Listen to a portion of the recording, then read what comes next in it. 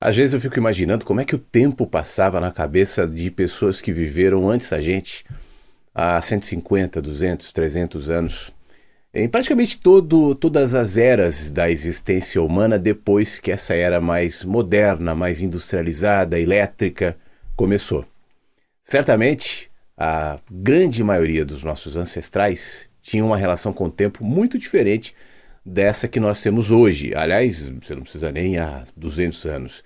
Se você tiver um idoso aí na sua família, um avô, uma avó, uma bisavó, uma pessoa especialmente que veio do campo, provavelmente essa pessoa tem uma relação um pouco diferente com o tempo do que você.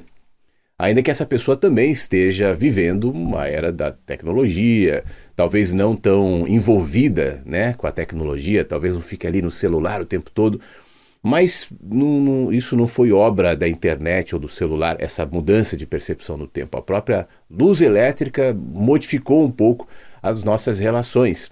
As cidades se adaptaram à nova realidade, a era industrial implementou um outro ritmo, e isso foi modificando aquilo que antes nós seguíamos, meio como um instinto, meio como animais ainda, vivendo dentro da naturalidade da luz, acordando quando o sol nascia, indo dormir quando o sol se punha, hora do sol se pôr, hora da noite, é hora de ficar quieto, ficar na toca, né, como os bichos até hoje fazem.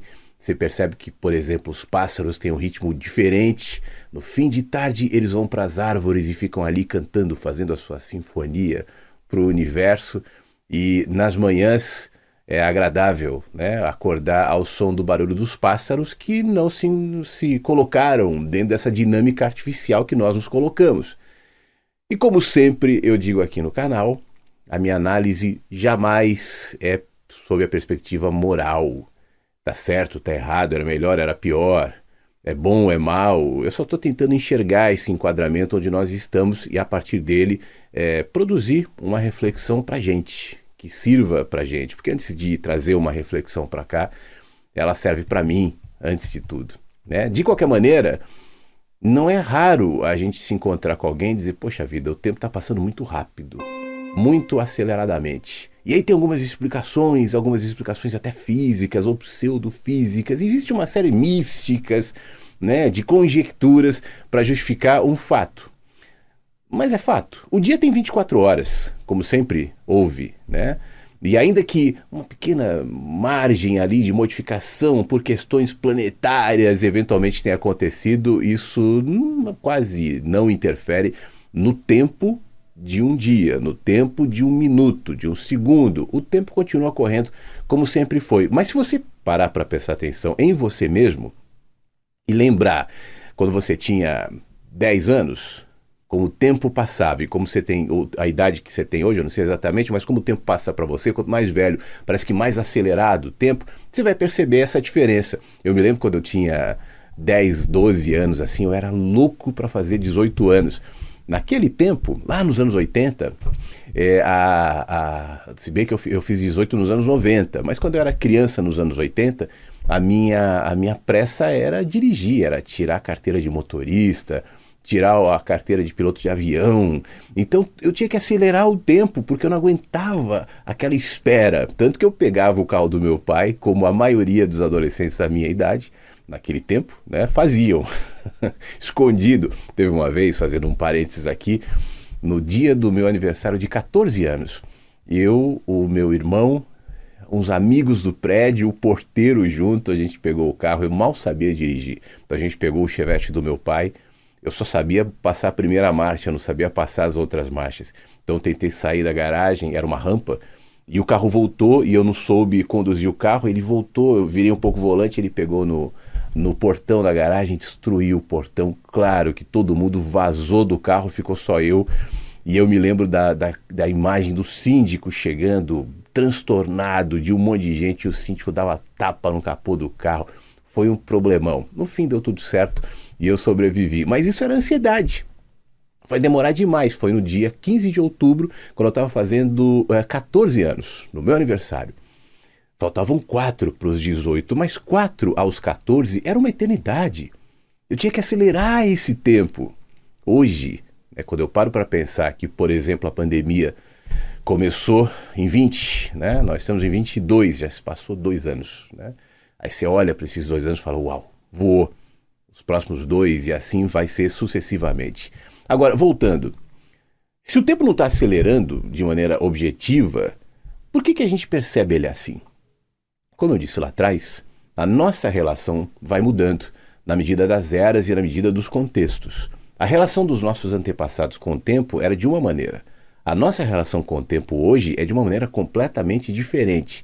E na medida em que não só a luz elétrica, eu fiz referência lá atrás, mas a tecnologia vai evoluindo e mais do que isso, se tornando onipresente, necessária, invasiva, menos controle, menos amizade a gente vai ter com o tempo. Mais implacável, talvez seja essa palavra, o tempo vai parecendo para a gente. Porque nós vivemos num mundo de completo engajamento.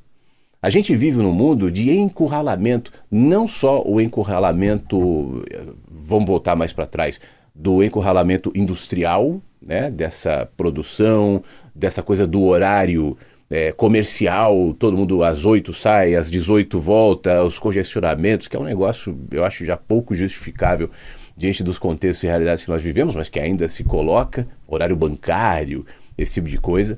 A gente vive no encurralamento da luz elétrica, né? Porque a gente não está mais exposto à luz natural, e a gente, especialmente, ao encurralamento tecnológico, porque não era assim há 20 anos, há 15 anos. A pessoa sai do trabalho e continua trabalhando, e continua respondendo mensagens, continuando nos WhatsApps. As empresas estão tentando, de alguma maneira, legalmente, né, evitar que isso gere processos, mas o fato é que acontece. Então a gente está vivendo uma outra relação com o tempo. E a nossa relação com o tempo não é só física. A entropia de um sistema humano, de um corpo que envelhece, o desgaste dos neurônios, o desgaste dos músculos, das articulações que naturalmente vai acontecendo e nos denunciando o tempo que passa, mas o tempo é, sobretudo, um processo mental. Lá atrás eu falei sobre os pássaros e os outros animais que têm uma relação com o tempo completamente diferente da nossa. Um cachorro, um gato, um pássaro, um tatu-bola, uma taturana não percebem o tempo como nós percebemos. Aliás, eu nem sei como, por exemplo, uma formiga percebe o tempo. Provavelmente existe um tipo de relação com o tempo que não é medido por horas, por minutos, por relógios, mas é uma relação com o tempo. No nosso caso, a relação com o tempo, apesar de a gente ter criado, né, o relógio, os horários e tal, mas é sobretudo uma relação mental. E eu estou tocando nesse assunto e te perguntando como é a sua relação com o tempo para que você faça essa autoanálise. Porque uma vez que a gente se coloca numa formatação mental que nos acelera, e se você perceber, as criancinhas já chegam nessa angústia, nessa ansiedade. E a palavra é essa, nesse engajamento. Quanto mais a nossa relação se dá nesse campo, menos tempo a gente sente ter para nós mesmos. Ainda que você tenha tempo no relógio. Mas ele escoa, ele voa, ele some e nele você se perde. E nessa perda dilui a sua relação não só com a vida, não só com os outros, mas consigo próprio.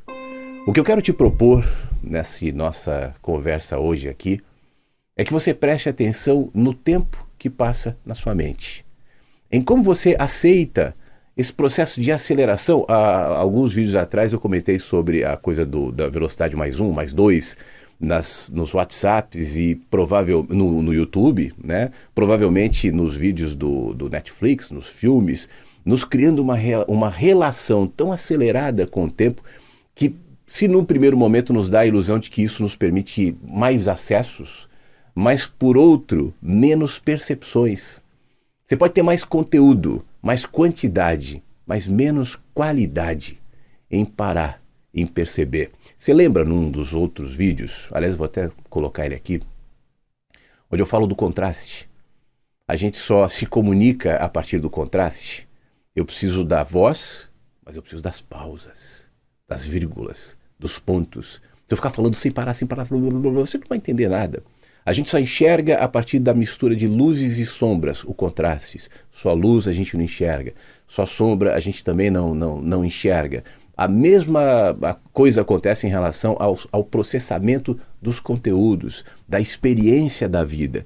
E esse contraste se dá com o acesso aos conteúdos, à literatura, mesmo aos livros, aos vídeos, aos conteúdos que a internet nos fornece, mas também ao tempo de processamento, de silêncio, de maturação, de evolução em reflexões, em sabedoria. E a gente não se dá isso. A gente não está permitindo nossa mente se esvaziar. E se esvaziar é se esvaziar. É nos dar algum tempo para que a gente não pense em nada objetivo, para que a gente não chegue a nenhuma conclusão, para que a gente não crie nenhum conteúdo, para que a gente não consuma nenhum conteúdo. Mas a maneira como essa coisinha aqui é organizada te leva a o tempo inteiro consumir, consumir, consumir. E nesse consumo excessivo, o tempo inteiro, você perde o contraste do silêncio. E com isso, o tempo deixa de ser bom e passa a ser sufocante. E te achata, e te envolve de tal maneira que quando você percebe, você fala, caramba, o tempo está acelerando porque eu não percebo. Dar tempo a si mesmo é um processo também de reformatação mental. Queira ou não, perceba ou não, você está exposto a essa formatação mental. E hoje em dia a sociedade se organiza não para ter seres pensantes. A sociedade não se organiza hoje, como já foi em determinados momentos, em torno da filosofia, da reflexão, ou mesmo da religião, enfim, dos símbolos. A sociedade se organiza hoje em torno do consumo. E esse consumo, a partir da invasividade da internet, se torna cada vez mais onipresente. Para que você seja um consumidor, e o consumidor não é só consumidor de um produto, consumidor de uma ideia, consumidor de uma postura, de uma ética, enfim.